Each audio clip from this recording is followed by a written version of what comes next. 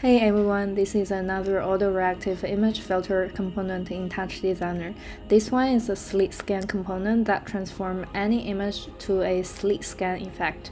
The parameters you see here are the ones I personally tested and selected as the most useful ones for this type of visuals. I will keep improving the component and adding parameters to make it more versatile. Whenever there is a new version ready, I will update in the Patreon.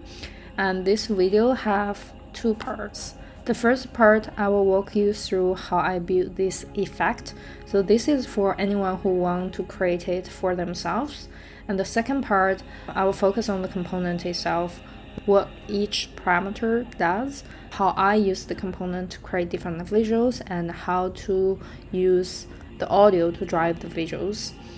And without further ado, let's jump into the first part.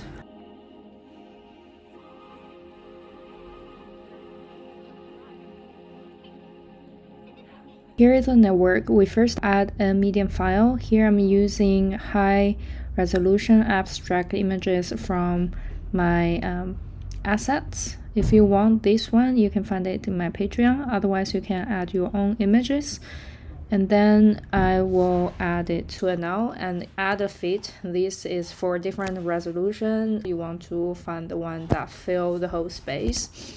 This is useful for that, and also you want to set the resolution for your output and then connect to a transform. In the transform, you can play around with the rotation and scale to create different effects. And after that, I add a ramp. This is the key to create the slit scan effect. To make it moving, you can add a expression apps times seconds divided by 10 in the face here, so you will actually moving. If I stop, you will see it's not moving anymore. The slight pause here is because I'm using the audio to drive it, but otherwise it wouldn't move at all. After we add this expression, it starts moving and create more dynamic effect. After these two, we add a transform. Oh, we already said that. Then we use displace to create this left effect.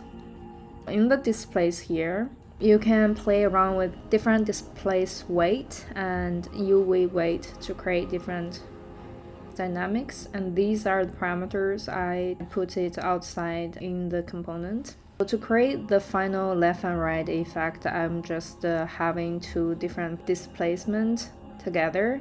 I compose them together, but I apply slightly different visual effect to it. For the right one, I'm adding more stuff to it. For example, compose. I compose the previous one together with the final one, and then in the method here, I choose different blend method. This is also one parameter I extract out in the component. This normally generates a very interesting effect when you play around with it.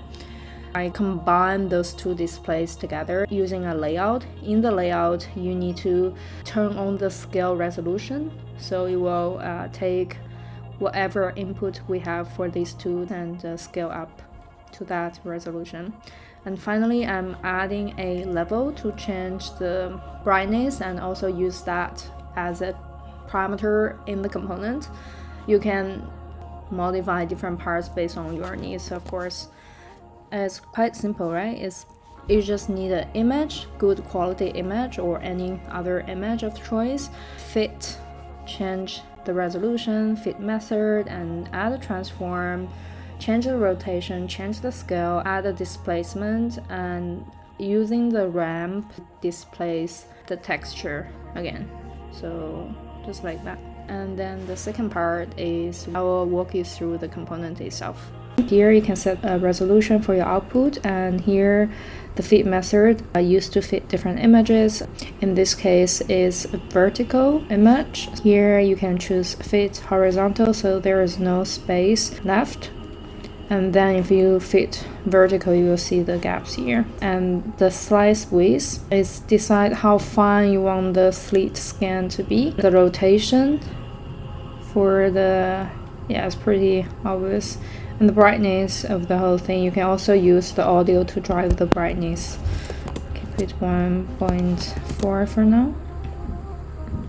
And then the left image displace weight. You see if I move around, it will change the pattern. And the right side, still left side, but like vertical. And the left texture scale. In here, I'm using the overall loudness to drive the left image displace weight. You can also just use this, so it's still moving, but once you put this, it will be more dynamic.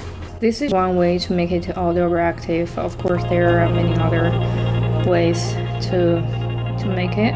And you can use the audio to drive different parts of the parameter. What's good about this component is I put out different parameters. I think it will be good for this kind of visual effects. You can easily manipulate using your MIDI controllers, drive it easily for your live performance or visual assets creation. And you can also change the combine method to get different results, for example.